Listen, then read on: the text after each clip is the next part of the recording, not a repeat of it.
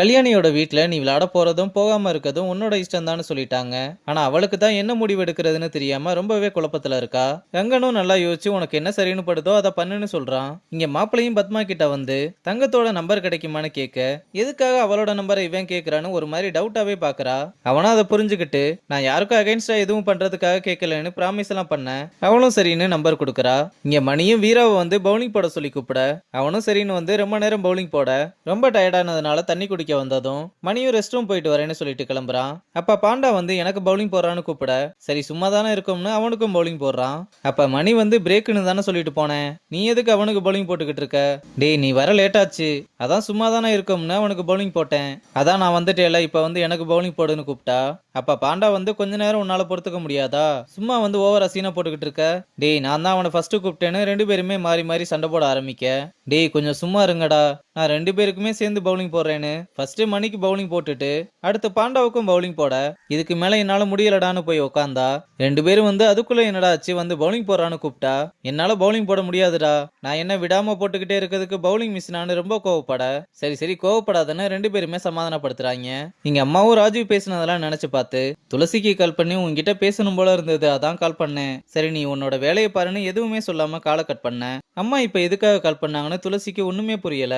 இங்க ரங்கனும் வந்து பாய்ஸ கூப்பிட்டு 3 பிராக்டிஸ் மேட்ச் ஆட போறீங்கன்னு, அதுல மணி பாண்டா ஒரு டீம் ஓபனர்ஸாவும் ஜாக்கி வேலு இன்னொரு டீம் ஓபனர்ஸாவும் இருப்பாங்கன்னு சொல்றான். இங்க கல்யாணி கிட்ட கேர்ள்ஸ் எல்லாம் என்னதான் ஆச்சு, ஏன் இப்படி அமைதியாவே இருக்கீங்கன்னு கேட்டா, நான் பிரெக்னண்டா இருக்கேன், இப்ப என்ன முடிவெடுக்கிறதுன்னு எனக்கு தெரியல, குழந்தை ஒரு பக்கம் கெரியர் ஒரு பக்கம்னா முடிவெடுக்கிறது கஷ்டம்தான், இந்த நேரத்துல ஃபேமிலி சப்போர்ட் பண்றதெல்லாம் பெரிய விஷயம், நீ நல்லா யோசிச்சு ஒரு முடிவெடு, நீ என்ன முடிவு எடுத்தாலும் நாங்க உனக்கு சப்போர்ட்டா தான் இருப்போம்னு சொல்றாங்க.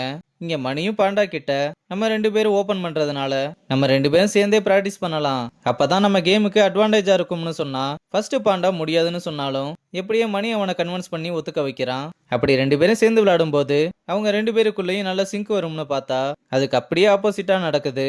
இதனால பாண்டாவும் இதெல்லாம் செட் ஆகுதுன்னு கோவிச்சுக்கிட்டு போறான். இங்க துளசியும் அம்மாவை பார்க்க வந்து என் போன்ல ஒரு மாதிரி டல்லா பேசுனீங்க, என்னாச்சு? நீ அன்னைக்கு அவன் சரக்கு அடிச்சிருந்தான்னு சொன்னதுக்கு அப்புறம் நான் அவன்கிட்ட பேசினேம்மா, அவன் ரொம்ப உடஞ்சு போயிருக்கான், அவன் பண்ணதெல்லாம் நினைச்சு ரொம்பவே வருத்தப்படுறான், இதுக்கப்புறம் கண்டிப்பா அவன் உன்னை சந்தோஷமா வச்சு பாத்துக்குவான்னு தோணுதுன்னு சொல்லும் போது அப்ப துளசிக்கு ஒரு கால் வர ரங்கன் தான் கால் பண்ணி கல்யாணி பத்தின விஷயத்த சொல்லி துளசி கிட்ட இதுல நான் என்ன பண்றதுன்னு சஜஷன் கேட்க, கல்யாணி கிட்ட அவளோட முடிவு என்னன்னு கேட்காத, அவளோட மனசு என்ன சொல்லுதுன்னு கேளு, இது ரெண்டுக்கும் அப்படி என்ன வித்தியாசம் இருக்கு, உன்னோட முடிவு என்னன்னு கேட்டா எதுவும் தப்பா போயிடக்கூடாது, யாருமே ஹேட் ஆகக்கூடாதுன்னு யோசிச்சு சொல்லுவா, ஆனா அதே மனசு என்ன முடிவு எடுத்திருக்குன்னு கேட்டா அவளோட முடிவு என்னன்றத சொல்லுவான்னு சொன்னதும் நீ மட்டும் இல்லைன்னா நான் என்ன பண்ணுவேனே தெரியாதுன்னு சொல்றான். துளசி இப்படி பேசினது அம்மாவுக்கும் சேர்த்து தான் சொன்ன மாதிரி தெரியுது. இது அம்மாவும் புரிஞ்சுக்கிட்டு நம்ம இத பத்தி இன்னொரு நாள் பேசலாம்னு சொல்லிடுறாங்க. இங்க ரங்கனும் கல்யாணி கிட்ட துளசி சொன்ன மாதிரி என்ன ஒரு அண்ணனா நினைச்சு உன் மனசுல என்ன இருக்கோ அதை சொல்லுன்னு கேக்குறான். அவளும் எனக்கு ரொம்ப பிடிச்ச கிரிக்கெட்டுக்காக குழந்தை இழக்கிற அளவுக்கு எனக்கு தைரியம் இல்ல, அப்படி குழந்தை இழந்துட்டு என்னால சந்தோஷமா இருக்க முடியுமான்னு கேட்டா கண்டிப்பா அது என்னால முடியவே முடியாது, இப்ப நான் என்ன முடிவெடுக்கிறதுனே தெரியல, சரி ஒண்ணும் இல்ல, உனக்கு இப்ப என்ன வேணும்னு தோணுது? என் குழந்தை தான் சார் வேணும், அதுதாம்மா கரெக்ட், இந்த கிரிக்கெட் இங்கேயே தான் இருக்கும், நீ தைரியமா போ.